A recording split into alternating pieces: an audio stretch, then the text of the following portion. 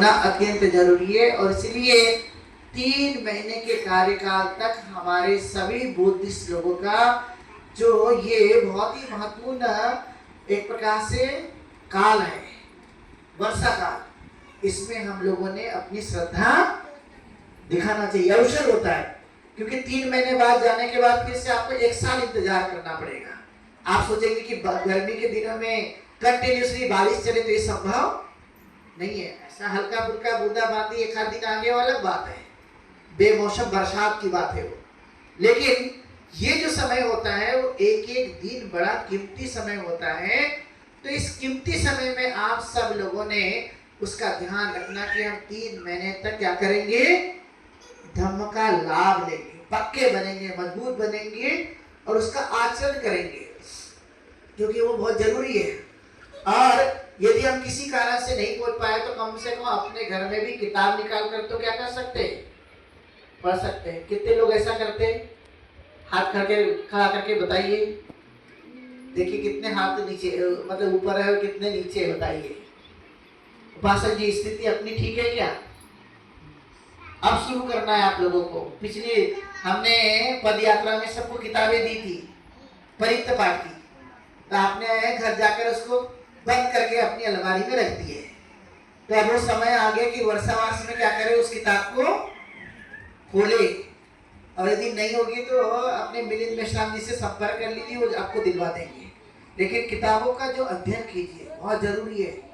हमारे लोगों में ये आदत है कि हम किताबों को क्या कर देते हैं, बंद करके रख देते हैं। तो अभी 3 महीने में बिहार में आकर उसको अध्ययन करना है, और नहीं समय नहीं मिला, कोई कारण से हम नहीं जा पा रहे, सपोज दे तबीयत ठीक नहीं या कोई दिक्कतें आ गई, तो आप घर में मोमबत्ती अगरबत्ती लगा करके भी वहां पर क्या कर सकते हैं, शुद्ध पाठ कर सकते हैं। वो बहुत जरूरी है। इससे क्या होता है, कई बार आपके मन में इससे क्या होगा, ये आपकी श्रद्धा होती है और श्रद्धा बढ़ती है तो उस समय का जो स्थिति है सकारात्मक भाव पैदा होता है, मतलब नेगेटिविटी मन में बिल्कुल भी नहीं आती। ये सबसे बड़ा फर्क हमारे मस्तिष्क में आता है। तो वो करने के लिए आप सब लोगों को इस तरह का करना जरूरी है। मतलब 3 प्रैक्टिस आप वर्षावास में जरूर कीजिए। कौन सी है? नंबर 1 दान की प्रैक्टिस, सील की प्रैक्टिस, और भावना मतलब ध्यान साधना की प्रैक्टिस। घर में बिहार में आके कम से कम आप आंखें बंद करके आनापानसति कर लीजिए। आनापानसति से क्या होगा, जो हमारी एनर्जी बाहर दौड़ती रहती है, क्योंकि मन कैसा है, चंचल। पाली में क्या कहा जाता है, फांदलंग चपलंग चित्तंग दुरखंग दुर्निवार्यं उजुम करोति मेधावी उसुकारो देना, मतलब मन चंचल है। इसलिए मन को मंकी माइंड कहा गया है, बंदर की तरह, ये डाल पे वो डाल पे जैसे बंदर भागते रहता है, वैसा मन क्या करता है, इधर उधर जाते रहता है। तो कंट्रोल करने के लिए तरीका क्या है, ध्यान साधना। तो ध्यान साधना में क्या करें, बैठे और अपने नासिका के द्वार पर मन को केंद्रित करने की कोशिश करें कि ध्यान में मतलब मन नासिका के द्वार से सांस जाती है और बाहर आती है। कितने मिनट, 15-20 मिनट करना है, ज्यादा नहीं। तो इतना कठिन है क्या, इतना कठिन नहीं है, लेकिन आदत नहीं है करने की।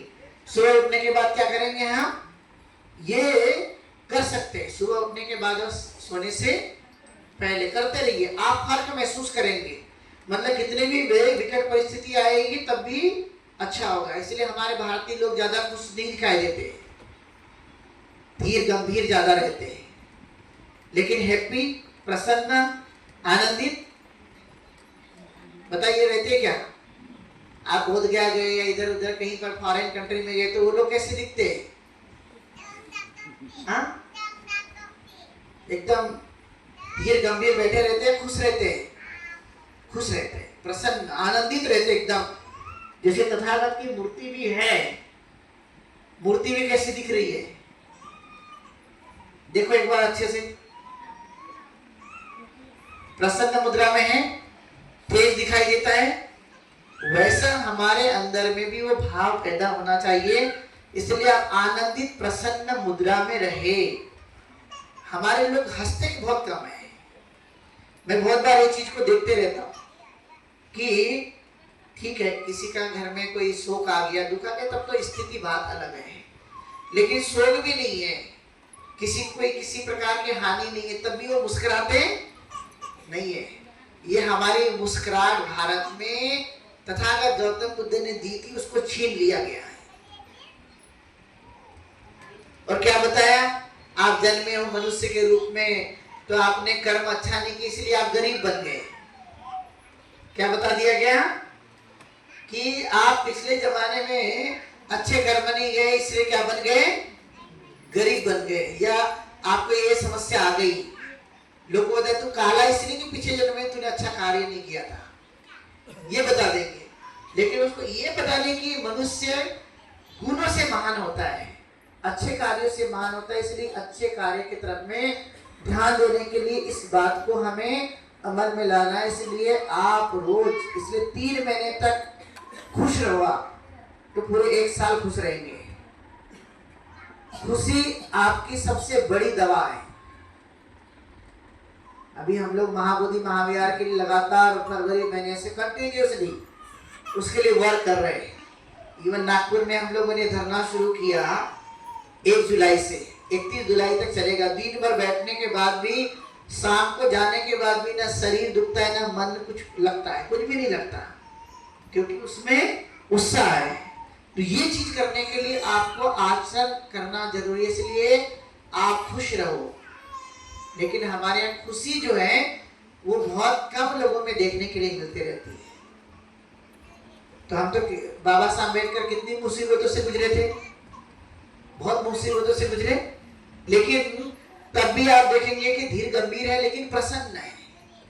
तो भाव पैदा करना जरूरी है, इसलिए मुस्कुराहट पैदा करना, अपने आप को उस तरह से बनाना, और मन में जो भाव पैदा होता है अलग अलग तरह का, उसको क्या कर दीजिए, निकाल फेंकिए। जिससे कई बार क्या होता है, हमने मन में रख देते हैं